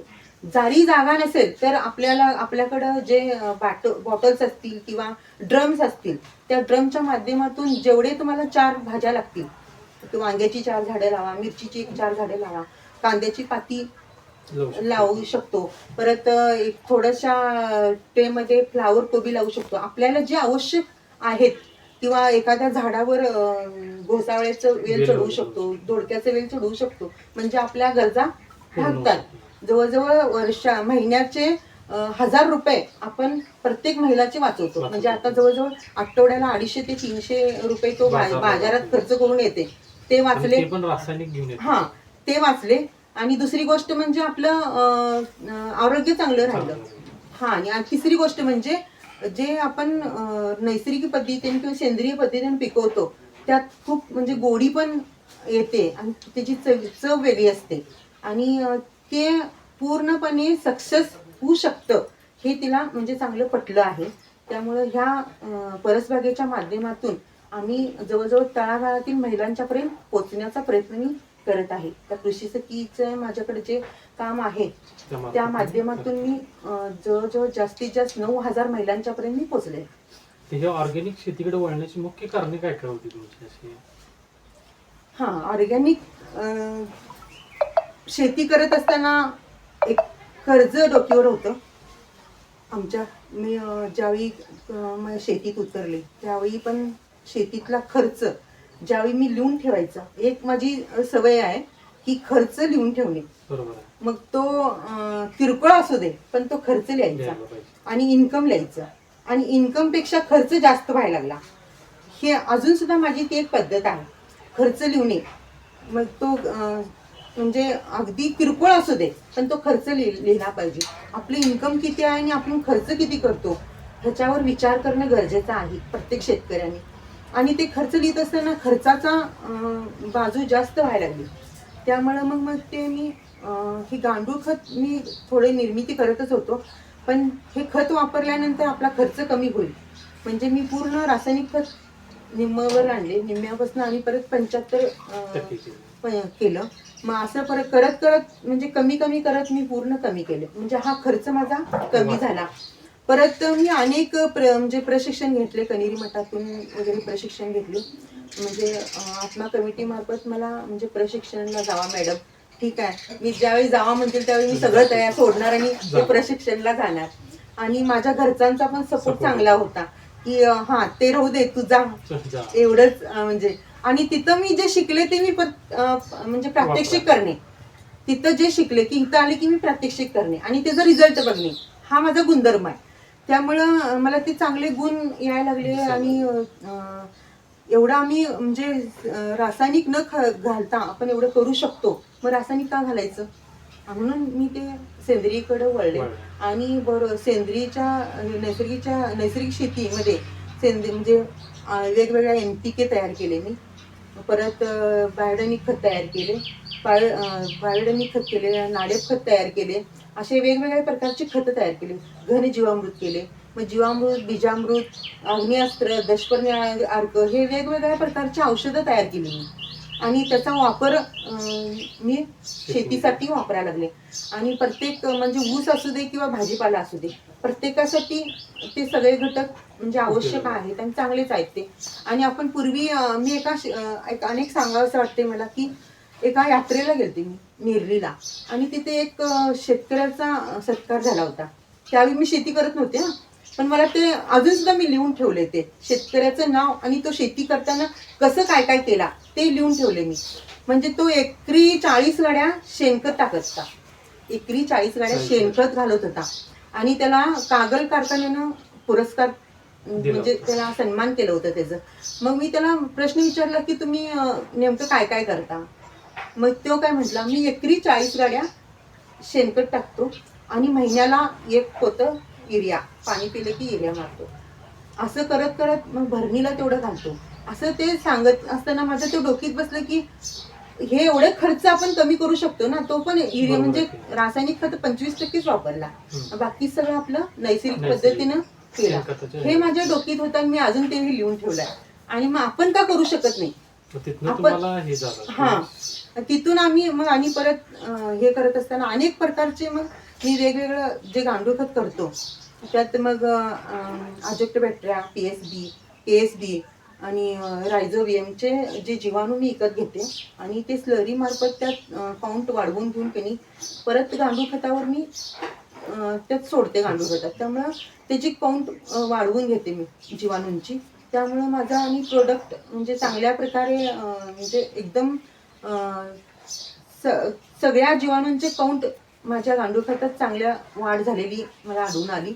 आणि त्यामुळे मला सेंद्रिय शेती करताना खूप छान म्हणजे त्याचा उपयोग व्हायला लागला. आणि मग मी करत असताना इतरांनी पण करावं म्हणून मी गटांच्या माध्यमातून त्यांना प्रशिक्षण देते की तुम्ही पण हे रासायनिक खत कमी करा आणि खर्च कमी करा, हा उद्देश माझा आहे. रासायनिक खतांचा किंवा कीटकनाशकांचा दुष्परिणाम काय काय आहे? रासायनिक खत अति वापरल्यामुळं आपण आता कॅन्सर सारखं प्रमाण वाढत चाललं आहे. आणि जमिनीला पण होय, जमीन नापीक बनत चालली आहे. अति पाणी, अति रासायनिक खत आणि अति औषधं याच्यामुळं जमिनी पण नापीक बनत चालल्या आहेत.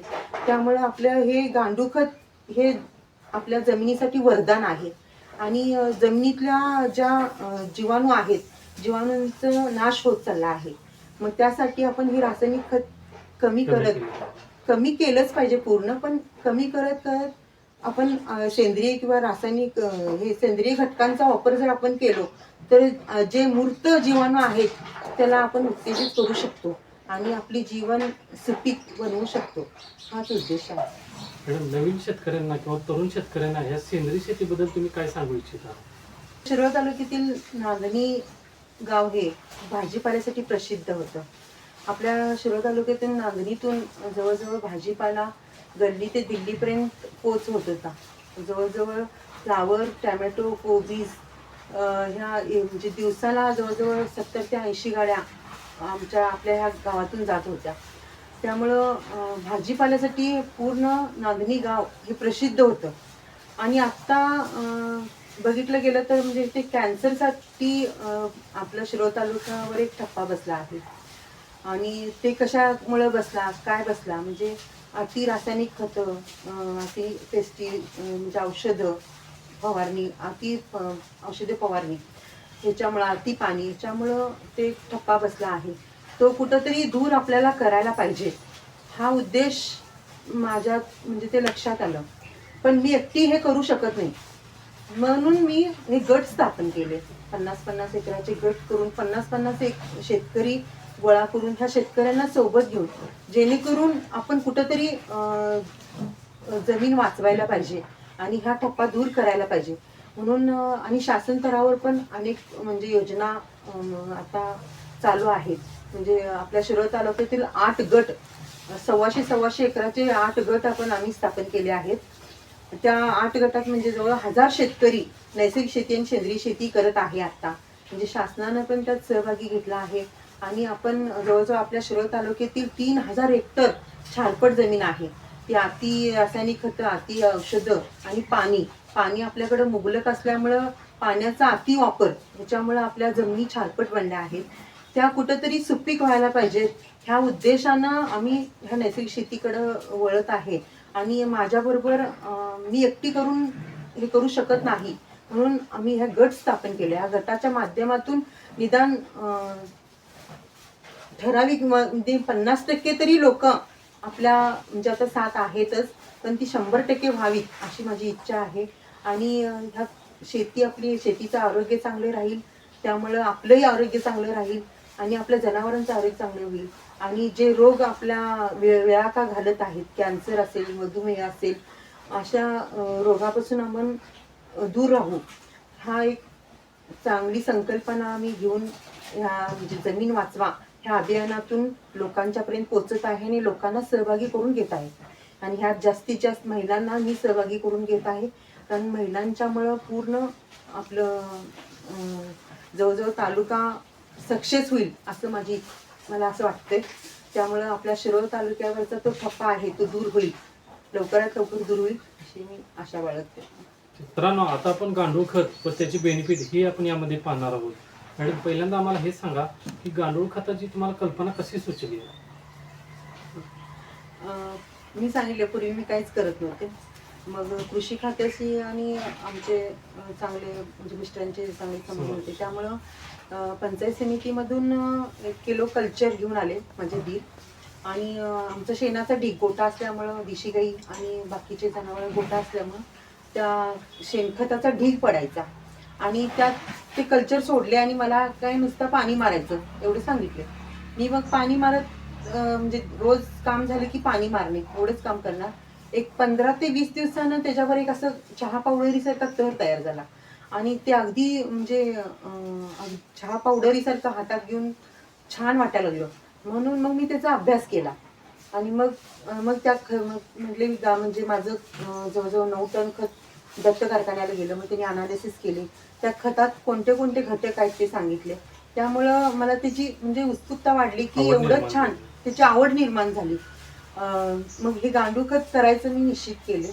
आणि आमच्या देशी गाई होत्या आणि म्हैसी पण होत्या, गोठा होता आमचा पूर्वीपासून. त्यामुळे ते शेणखत जे ढीग पडायचा ते कुजायला जवळजवळ वर्ष लागायचं आणि वर्षानं ते खत तयार व्हायचं. त्यापेक्षा आम्ही हा गांडूळ खत निर्मिती केलं तर 2 महिन्यात त्याचं चालू होते आणि खत तयार होते. हे समजल्यानंतर मग आम्ही ते आयसेनिया फिटडा जातीचे आणि ऑस्ट्रेलियन ह्या 2 जातीचे कल्चर आम्ही आणि परत घेतले आणि असे जवळजवळ 4 फूट उंचीपर्यंतचे बेड पण 4.5 GSMच्या कागदाचे बेड पण बसवले. एक 2-3 बेड बसवले की जेणेकरून त्यातलं हॉर्मी वॉश पण निघता येईल. आणि खाली ओपनला पण आम्ही 4 फुटा लेवलला आपण आम्ही बेड टाकले. आणि गांडुळांचं अन्न हे म्हणजे जे कुजतंय ते सगळं गांडुळांचं अन्न आणि मुख्य अन्न म्हणजे ते शेण आहे. म्हणजे पाला पाचोळा, घरातील भाजीपाल्यांचा अवशेष हे सगळं गांडुळांचं अन्न आहे. मग त्याच्यासाठी आम्ही ते लवकर कुजण्यासाठी स्लरी जीवामृत जे करतो आम्ही ते जीवामृतचा वापर केला. म्हणजे जेणेकरून पालापाचोळा जीवामृत मारल्यामुळे पालापाचोळ्यांचं लवकर कुजण्याची प्रक्रिया होते आणि त्यांना ते अन्न म्हणून मिळावं. आणि अशा प्रकारे आम्ही गांडूळ खत निर्मिती सुरुवात केली. आणि मग गांडूळ खत निर्मिती सुरुवात केल्यानंतर ते जे खत आहे ते आम्ही सुरुवातीला आमच्या शेतीसाठी वापरलो. मग थोडं मार्केट मला उपलब्ध झालं, त्यामुळं दत्त कारखान्याने घेतलं. परत बाकीचे शेतकरी, नर्सरीवाले असे थोडं मला मार्केट उपलब्ध होत गेलं. त्याप्रमाणे मी ते सेल करत गेले. पण आणि मग परत मी जे कृषी सखी म्हणून काम केले त्यातूनही मी महिलांना म्हणजे छोट्या बॅगेतून छोटे युनिट बसवा, म्हणजे जेणेकरून आपल्या घरातील कचरा आपण इतरत्र टाकतो आणि त्यापासून जो ढास वगैरे होण्याची शक्यता असते, त्यापासून आपल्याला रोगराई उत्पन्न होऊ शकते. ते न होण्यासाठी आम्ही छोटे युनिट बसवून आपल्या भाजीपाल्यांचा अवशेष असेल किंवा बगीच्यामधले पालापाचोळा असेल त्याच्यापासून आपण कंपोस्ट म्हणजे गांडूळ खत कसं तयार करायचं हे त्यांना प्रशिक्षण दिले. छोटे असे युनिट म्हणजे गार्डन्स मध्ये ते चालू करावेत. अशा प्रकारे मी गांडूळ खताची निर्मिती केली. सुरुवातीला तुम्हाला ह्यामध्ये अडचणी काय आल्या होत्या?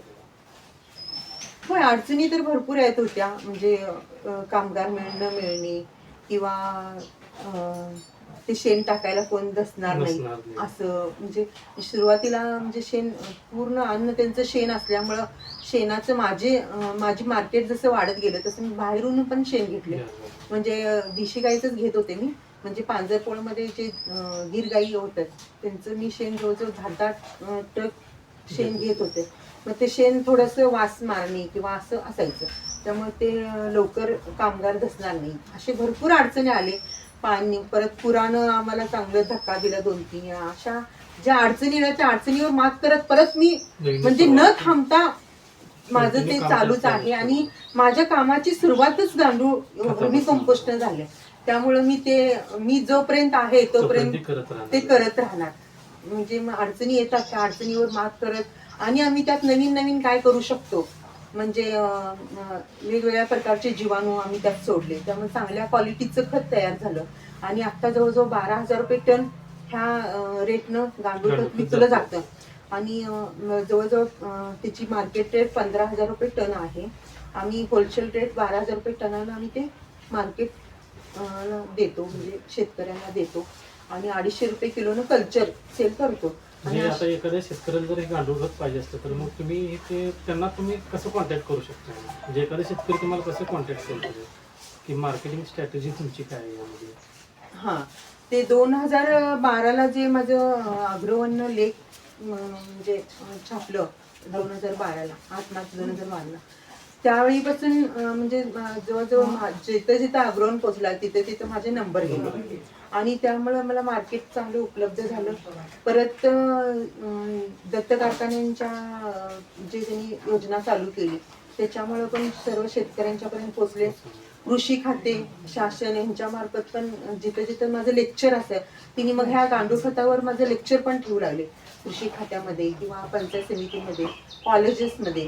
आणि NCCच्या कार्यक्रम जे आमचं कन्या महाविद्यालय इचलकरंजी त्यांच्या कॉलेज NCCच्या कार्यक्रमातून सुद्धा मी लेक्चरला पण जाते की गांडूळ खत आणि भूमी कंपोस्ट किंवा नैसर्गिक शेती, सेंद्रिय शेती ह्यावर लेक्चरला जाते. त्या माध्यमातून मार्केटिंग चांगलं झालं. आणि रोपांच्या माध्यमातून पण मला म्हणजे चांगलं मार्केट मिळालं. कारण माझं स्वतःचं युनिट असल्यामुळं माझ्या जे रोपं तयार करतो ऊसाची त्याला 3 फेर माझं गांडूळ खताचं डोस असतात. त्यामुळे ते जे काम मी आता इथं करत आहे रोपांना देते ते त्यांच्या शेतात सुद्धा ते वर्षभर काम करतात. कारण त्यातील जीवाणूंचं काम आहे ना ते त्यांच्या शेतात गेल्यानंतर ते कंटिन्यूस राहतात.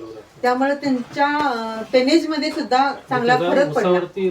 हा, त्यांच्या टनेज मध्ये वाढ होणे किंवा ऊसाची क्वालिटी चांगली येणे किंवा शेतीची भुसभुशीतपणा, त्यामुळे ते जे माझ्याकडून रोप घेतात ते परत गिऱ्हाईक दुसरीकडे जात नाही. मग ते माझ्याकडे म्हणजे वर्षभर माझी नर्सरी चालू असते. त्यामुळे ह्या सगळ्यांच्या माध्यमातून मला चांगला प्रॉफिट पण झाला आहे. यामध्ये रोजगार निर्मिती कशी केला आहे? ह्या गांडूळ खताच्या युनिटमध्ये तर माझ्या जवळजवळ 7-8 महिला काम करतात. आणि जवळजवळ आता ज्या 20 महिलांच्याकडून प्रोजेक्ट करालोय आणि माझ्या शिरोळ तालुक्यात जवळजवळ 5 युनिट करालोय. माझे स्वतःचं गांडूळ खत वर्षाला 50 टन निघते. आणि जे आता मी प्रोजेक्ट राबवालोय ते शिरोळ तालुक्यात 5 युनिट उभा कराले, म्हणजे 20-20 महिलांचा 5 युनिट उभा कराले. म्हणजे 500 टन गांडूळ खताचं निर्मिती आता आमच्या इथून शिरोळ तालुक्यातून होऊ शकते. त्यामुळं आमचा तालुका जवळजवळ 50% तर सेंद्रियकडे वळत आहे असं चिन्ह दिसत आहे. आणि त्यातून रोपवाटिकेच्या माध्यमातून जवळजवळ 2,500 ते 3,000 ते 5,000 पर्यंत कामगार माझ्याकडे काम करतात. म्हणजे माझं गुजरात, मध्य प्रदेश आणि महाराष्ट्र, कर्नाटक इथे रोपं जातात. आणि वर्षाला जवळजवळ 60 लाख किंवा 70 लाखापर्यंत माझी रोपं सेल होतात. पण मी ते एकटी करू शकत नाही. त्यामुळं असे जवळजवळ 25 ते 30 नर्सऱ्या मी उभा केल्या. त्या 25 ते 30 नर्सऱ्यांच्या माध्यमातून महिलांना चांगली रोजगाराची उपलब्ध म्हणजे मिळाली आहे. त्यामुळं त्यांच्या महिलांचा नाही कौटुंबिक हे पण चांगलं झालं, उदरनिर्वाह पण त्यांचा चांगला चालू आहे. महिलांना सामावून घेण्यासाठी तुम्ही काय काय एफर्ट्स घेता की त्यांना ह्याकडे वळवण्यासाठी? नाही, त्यांना म्हणजे प्रशिक्षण पण दिले, रोपवाटिकेचं म्हणजे प्रशिक्षण दिले. सुरुवातीला त्यांना कन्व्हिन्स करायला पण अडचण आली असती? नाही, होय, बरोबर आहे. त्यांना म्हणजे हे नवीनच होतं ना सगळं, म्हणजे कटिंग करणे, भरणे, त्यात डोळा भरणे, भट्टी कशी लावणे, त्याचं परत पुढची प्रोसिजर कसं आहे, परत गॅपिंग करून गाडी कशी भरणे, कुठल्या पद्धतीनं भरायची, हे सगळं शिकवणं हे असं शिकवत जवळजवळ आमच्या गावात सुद्धा जवळजवळ 7-8 नर्सऱ्या. फक्त माझी एकटीची नर्सरी होती जवळजवळ आता 7-8 नर्सऱ्या चालू आहेत आमच्या गावात आणि तमदलग्या, शिवनाकवाडी, उदगाव आजूबाजूला आणि परत कागलला अशा जवळजवळ 25-30 नर्सऱ्या मी उभा केल्यात आणि तिथल्या कामगारांना सुद्धा काम मिळवून दिलं आहे आणि त्यांच्या माध्यमातून जवळजवळ कोटीचा टर्नओव्हर माझा चालू आहे. आपली गांडूळ खताला आपण बेड तयार करतो, त्याची लेअर कशी कशी असतात हे आम्हाला जरा थोडक्यात सांगा. आपण 450 JSM जर बेड बसवला तर साईज लांबी वगैरे हा 12-4-2 ची असते किंवा 10-4-2 ची त्या बेडची हे असते साईज असते आणि त्यात हॉर्मी काढण्यासाठी एक पॉकेट पण असते. म्हणजे जे पाणी जास्त झाले किंवा गांडुळांच्या अंगावरचं पाणी त्या पाण्यावाटे ते बाहेर येतं, त्याला हॉर्मी वॉश म्हणायचं आणि ते आपण टॉनिक म्हणून पण शेतीसाठी वापरू शकतो आणि ते निखळ म्हणजे असं सपोर्ट ह्याच्यासाठी 16 काट्यावर ते बेड बसवायचा. खाली पाला पाचोळा झाडांचा असेल किंवा म्हणजे आपल्या ऊसाचा वगैरे पाला असेल ते पाला पाचोळा हातरून म्हणजे बेडला कुठे धक्का लागू नये आपण काढताना किंवा हे करताना. मग त्याच्यानंतर शेणखत, त्याच्यानंतर परत पाला, मग खिडक्या ज्या आहेत ते खिडक्याच्या लेवलला आपण पालाचे चिंबळ करून म्हणजे हवा खेळती राहावी अशा पद्धतीनं आपण ते सिस्टीम आहे. परत आणि परत शेण असं थरवर थर असं बसून वरपर्यंत भरायचं आहे आणि त्याच्यानंतर आपण जीवामृतची स्लरी मारायची म्हणजे त्याने की ते पाला लवकर कुजला जाईल आणि त्यात आपण गुळ आणि डाळीचं पीठ मिक्स करतो पण आणि गांडुळांना ते म्हणजे गोड आवडतं ना, त्यामुळे ते लवकरात लवकर त्याला खातील आणि आपले विष्ठा बाहेर टाकतील म्हणजे ते गांडूळ खत लवकरात लवकर तयार होईल. ह्या उद्देशानं ते आपण ते स्लरी वगैरे मारलं तर 2 महिन्यात आपल्याला बेडमध्ये 2 महिने पहिला स्टार्टिंगला आपण कल्चर एका बेडसाठी 3 ते 4 किलो देतो. मग त्या 3 ते 4 किलो कल्चर आपले कमी असतात त्यामुळे पहिला स्टार्टिंगचं जे बेड निघतो ते 2 ते 2.5 महिने लागतो. त्याच्यानंतर आपली कल्चर डेव्हलप झाली तर 1.5 महिने ते 2 महिन्यात आपल्याला लवकरात लवकर खत तयार होतं. म्हणजे कल्चर जितके फास्ट वाढतील कल्चर वाढतील तितकं आपलं खत लवकर तयार होतं आणि अशा प्रकारे गांडूळ खत तयार होते. मॅडम आम्हाला हेच सांगा की इतरांचं गांडूळ खत आणि तुमच्या गांडूळ खतामध्ये असं मेजर फरक काय आहे का, तुमचं चांगलं गांडूळ खत काय हे आम्हाला थोडक्यात सांगा. इतरांचं गांडूळ खत म्हणजे ते म्हणजे गाई म्हणजे ह्याच्या एचप गाई किंवा म्हैशीचं शेण वगैरे वापरतात. आमचं गांडूळ खत हे देशी गाईच्या शेणापासून तयार केलं जातं आणि देशी गाईचं शेण आणि गोमूत्राचा वापर आपण औषधासाठी करतो. देशी गाईच्या शेणात नत्राचं प्रमाण चांगलं असतं आणि त्यामुळं नत्राची क्वांटिटी त्यात ऑटोमॅटिकली जास्त वाढलेली असते आणि आम्ही जे स्लरी मारतो त्यात पण देशी गाईचं शेण, गोमूत्र, डाळ आणि गूळ ह्याचा वापर करतो. म्हणजे गांडूळ हा एक गरीब प्राणी आहे, त्याला सगळे पक्षी, घुशी, मुंग्या सगळे खाण्यासाठी टपलेले असतात. त्यासाठी आम्ही पाल्याचं आच्छादन करतो वर आणि त्याच्यावर आम्ही हे स्लरी मारतो आणि या स्लरीमध्ये अनेक म्हणजे आम्ही जीवाणू सोडतो. म्हणजे अजिप्टोबॅक्टेरिया, PSB, KSB ह्या जीवाणू मी विकत आणते आणि ते जीवाणूंची काउंट मी त्या जीवामृतमध्ये वाढवून घेते आणि ते जीवामृत मी त्याच्यावर मारते. त्यामुळं एकतर जीवाणूंची काउंट वाढते, ते पाला कुजायला मदत होते आणि गांडुळांना ते खाण्यासाठी मदत होते आणि त्यामुळं जीवाणूंची काउंट गांडूळ खतात वाढल्यामुळे गांडूळ खताची क्वालिटी ही चांगली होते. अशा प्रकारचे हे गांडूळ खत आम्ही आमचं तयार केल्यामुळं आमची क्वालिटी चांगली असते आणि त्याला आमची मागणी पण म्हणजे जे शेतकरी नेतो ते आमच्याकडनंच कायमस्वरूपी नेतो. म्हणजे कायमचे गिऱ्हाईक ते आमच्याकडनंच येतात. पण मी शेतकऱ्यांना माझ्याकडनं नेण्यापेक्षा तुम्ही स्वतः तयार करा.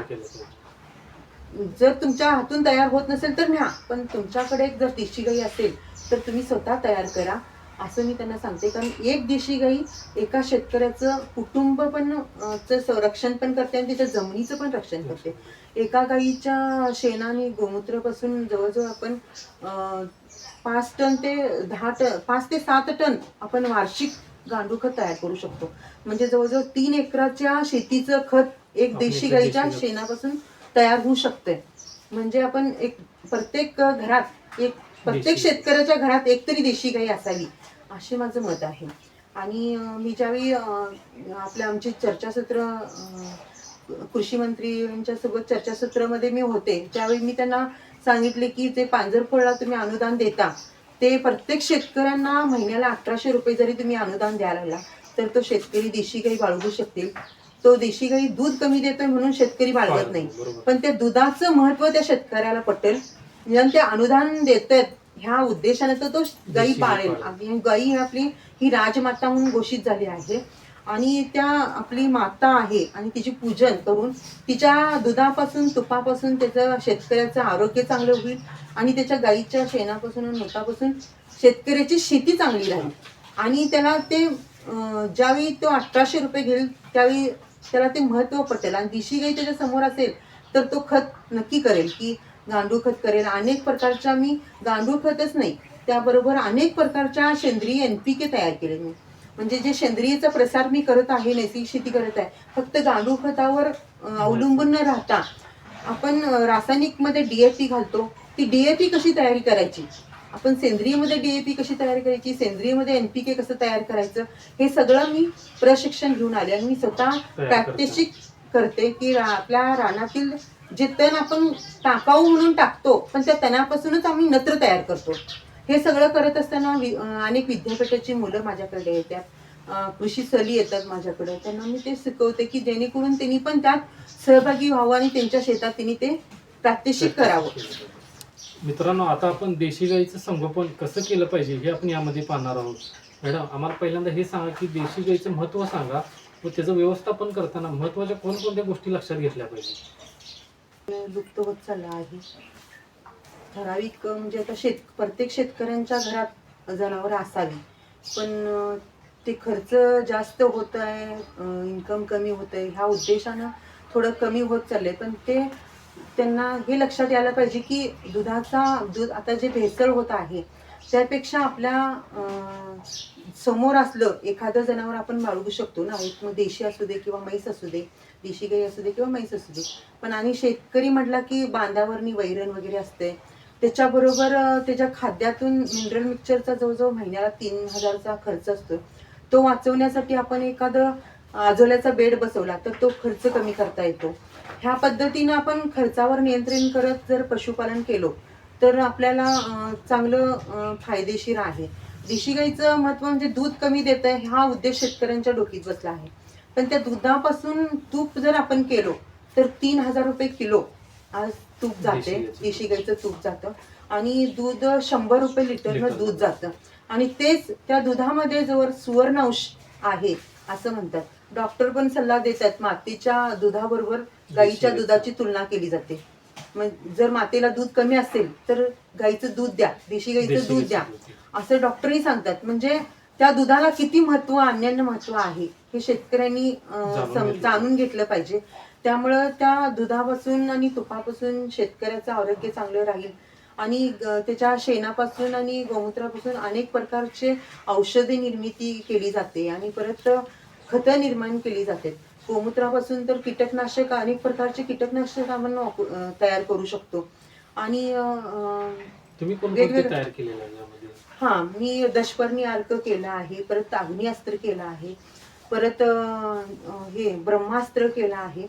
असं म्हणजे जे आवश्यक कीटक असतील, म्हणजे जर फ्लावर जर निर्मिती करत असेल आम्ही तर त्याला ब्रह्मास्त्र उपयोगी पडतो. मग त्यात आपण लसूण आणि मिरची ठेचा हा त्यात ऍड करतो आणि त्याला ब्रह्मास्त्र म्हणतात.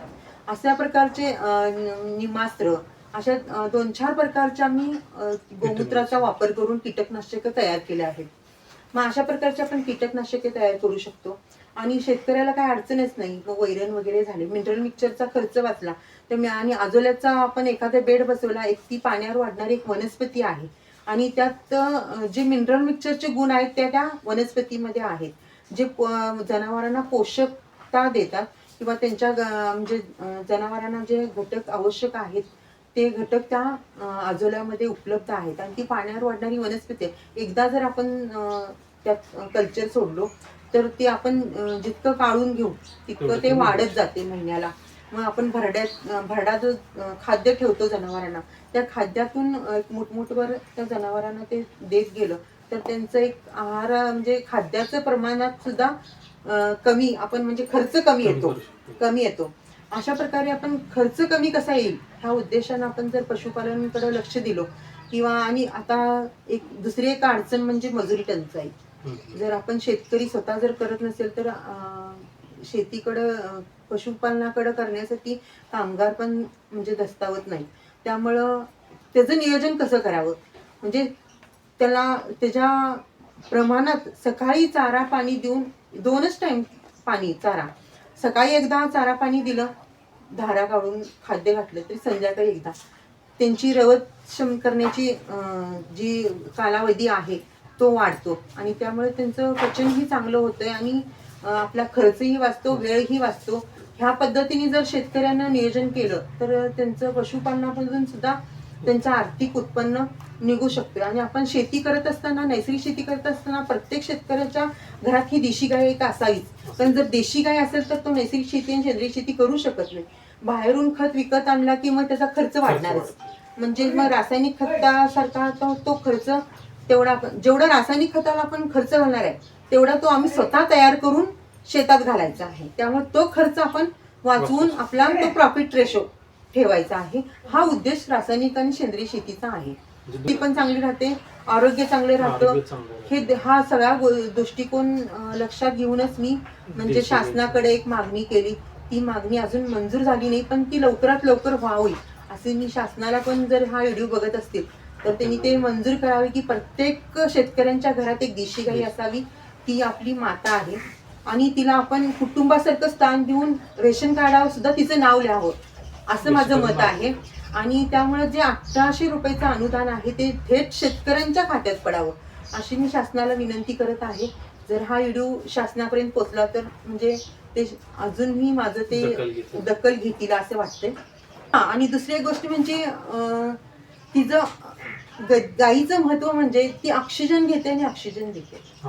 ज्यावेळी आपल्या भोवताली देशी गाई असतील, आता नवीन संकल्पना चालू झाली बघा, देशी गाई भोवतेने आणि मध्ये झोपण्यासाठी जवळजवळ एका रात्रीला 1000 ते 1500 काय 2000 असे काहीतरी घ्यायला.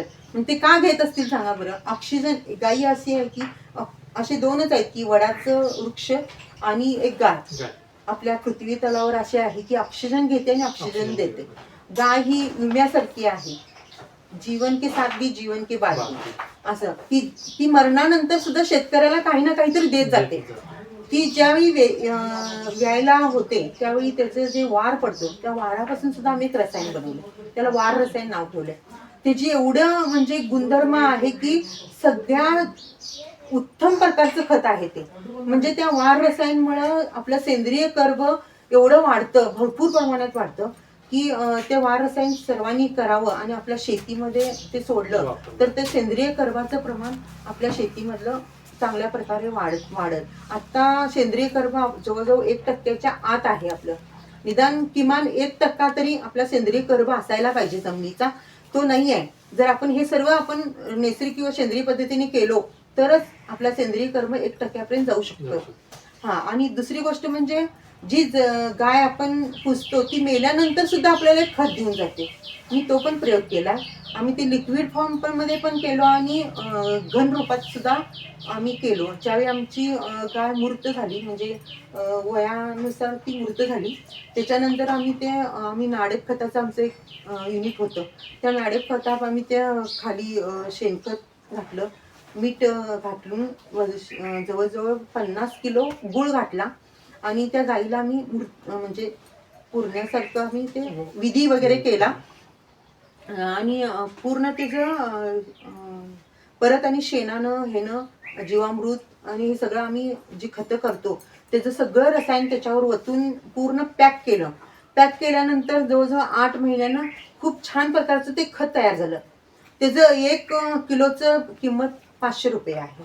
आणि जे लिक्विड फॉर्ममध्ये केलो आम्ही त्याचं आम्ही जवळजवळ 500 रुपये लिटरनं ते लिक्विड पण देतो. आणि मग ते लिक्विड नाही तर आम्ही 200 लिटरमध्ये शेतकऱ्यांना कन्वर्ट करायला सांगतो की म्हणजे गुळ आणि गाईचं ताक त्या आणि ते आम्ही दिलेलं 1 लिटर लिक्विड ह्याचा वापर करून 200 लिटर पाण्यामध्ये डेव्हलप करून जवळजवळ 24 तासानंतर तुम्ही ते शेतात सोडायचं. असं म्हणजे त्याचे काउंट वाढवून घेऊन तुम्ही शेतात ते सोडण्यासाठी आम्ही ते शेतकऱ्यांना सांगतो. अशा प्रकारच्या जवळजवळ गाईपासून अनेक प्रकारचं आपल्याला महत्व आहे. खतं तयार करू शकतो. गाईच्या दुधापासून दही, दहीपासून ताक, ताकापासून ताक रसायन करतो. म्हणजे बुरशीवर आपण ते ताक रसायन वापरतो. बरं. म्हणजे ताकात कढीपत्ता, कडीलिंब आणि एखादं तांब्याचं पळी टाकून ते गाडग्यात आम्ही ठेवलोय, तुम्हाला बघायला मिळेल. ते ताक रसायन जर बुरशी वाढत असेल, आपल्या शेतात कुठल्या तर पिकावर बुरशी वाढत असेल, तर ते ताक रसायन जवळजवळ पंपाला 300 मिली घेऊन आपण ते फवारणी केलं तर बुरशी सुद्धा कंट्रोल होऊ शकते. असं आपण एवढं चांगलं म्हणजे गायीपासून आपल्याला भरपूर बेनिफिट मिळतात. त्यासाठी मी शासनाला निवेदन करेन की प्रत्येक शेतकऱ्याच्या दारात गाय गाय असावी. असती पाहिजे. आणि त्याचा अनुदानाचा पण तुम्ही त्यांना प्रस्ताव दिला आहे. प्रस्ताव दिला. मॅडम, तुमच्या आता येणाऱ्या 5 वर्षामध्ये तुमची विजन काय काय आहे? आता जे माझं हे काम चालू आहे, जमीन वाचवा अभियान, ह्यामध्ये मी एक जवळजवळ 50% लोकांना तर सहभागी करून घेतलेच आहे. परत शासन लेवलला पण पाणी फाउंडेशनच्या माध्यमातून किंवा शासनाच्या अनेक योजनेच्या माध्यमातून आम्ही जे कार्य करत आहे ते तळागाळापर्यंत पोचण्यासाठी मला अजून भरपूर काहीतरी करायला पाहिजे असं वाटतंय. म्हणून मी एक ते नियोजन केलं की एक महिला प्रोड्युसर कंपनीची स्थापना करायची. आणि जे आम्ही सेंद्रिय नैसर्गिक शेतीतून पिकवतो, मग ते भाजीपाला असो किंवा गुळ असेल, माझा आता गुळाचा सुद्धा प्रोडक्ट आहे, गुळ पावडरचा पण आहे. पण मी हे एकटी करते. पण एकटी करण्यापेक्षा ह्यात सहभागी महिलांना पण सहभागी करून घ्यायचं, ह्या उद्देशानं मी नावही सुचवलं आहे, शिवसृष्टी महिला अग्रो प्रोड्युसर कंपनी म्हणून. त्याच्या म्हणजे तो मी स्थापन करण्याचा माझा आता चालू आहे, प्रक्रिया चालू आहे माझी. म्हणजे संचालक बोर्ड किंवा सभासद गोळा करणे असा हा चालू आहे. पण हा उद्देश एकच आहे की जे शेतीमाल पिकवला जातो त्या शेतीमालाला त्या उत्पादनाच्या ह्याच्या खर्चानुसार हमी भाव मिळाला पाहिजे शेतकऱ्यांना, हा एक उद्देश आहे. मग आम्ही जी कंपनी स्थापन करू त्या कंपनीमध्ये करार करून एक हमी भावानं ते शेतकऱ्यांचा आम्ही माल विकत घेऊ शकतो आणि त्याच्यावर प्रक्रिया उद्योग स्थापन करू शकतो. प्रक्रिया उद्योगातून अनेक महिलांना हातांना रोजगार उपलब्ध होऊ शकते. मग अशा दृष्टीतून आम्ही हे कंपनी स्थापन करण्याचा एक उद्देश आहे माझा. आणि ह्यातून जवळजवळ जमीन वाचवा हा अभियान पण माझा संकल्पनाचा हा उद्देश पण पूर्ण होईल आणि शेतकऱ्याच्या शेतीमालाला पण दर चांगला भाव मिळत जाईल. आणि दुसरी गोष्ट म्हणजे जे आम्ही प्रक्रिया करणार आहोत ते एक चांगल्या क्वालिटीचं आम्ही करू शकू आणि महिलांना एक त्यांच्या भरपूर महिलांना त्यांच्या हाताला काम मिळेल अशा दृष्टीतून आम्ही गल्ली ते दिल्लीपर्यंत पोहोचवण्याचा प्रयत्न आम्ही करत आहे. एक ही कंपनी स्थापन करण्याचा माझा खूप मोठा मानस आहे आणि ही म्हणजे खूप दिवसापासून माझी इच्छा आहे ही कंपनीची. पण मुलांची शाळा आणि मुलांच्याकडे पण लक्ष देणं गरजेचं होतं, मी हे सगळं करत असताना माझ्या कुटुंबाकडे दुर्लक्ष होणार नाही ह्याची पण मी काळजी घेतली. माझा मुलगा आता NDA मध्ये 3ऱ्या वर्षाला ट्रेनिंग मध्ये आहे. तो वयाच्या 18व्या वर्षी NDA ची परीक्षा पास होऊन NDA मध्ये सिलेक्ट झाला. मुलगीच आता ग्रॅज्युएशन स्पर्धा परीक्षा देत आहे. त्यामुळं मी हे सगळं करत असताना माझ्या कुटुंबाकडे कुठेतरी दुर्लक्ष होईल ह्याची पण मी काळजी घेतली. मॅडम, जेव्हा 2019-20 ला कोरोना सारखी महामारी आली त्यावेळेला तुमचं वर्क कसं होतं, तुम्ही कसं लोकांच्या पर्यंत पोहोचला? 2020 ला ज्यावेळी कोरोना आला त्यावेळी आमच्या 2 गट स्थापन झाले होते. एक सिद्धेश्वर सेंद्रिय उत्पादक गट आणि महालक्ष्मी सेंद्रिय उत्पादक गट. अशा 2 गटात जवळजवळ 100 शेतकरी आमचे सेंद्रिय पद्धतीने उत्पादन करत होते. कोरोनाच्या काळात खूप मोठा प्रसंग प्रत्येकांच्यावर आला. त्यावेळी बाहेर जाणं पण मुश्किल झालं होतं आणि जर शेतकरी थांबला तर सगळं जीवन थांबल. ह्यामुळे आम्ही थांबलो नाही. बाहेर जाणं, रिस्क घेणं, मग आम्हाला कृषी खातं पण सहकार्य केलं. आम्हाला परवाना दिला, गाडीचा परवाना दिला. आणि कृषी खातं जवळजवळ कोल्हापूर जिल्ह्याचं कृषी खातं असेल किंवा शिरोळ तालुक्याचं कृषी खातं असेल, नेहमी आमच्या पाठीशी खंबीरपणे उभं राहिले. आणि त्यावेळी पण कृषी खात्यानं आमच्या गाड्यांसाठी परवाना दिला.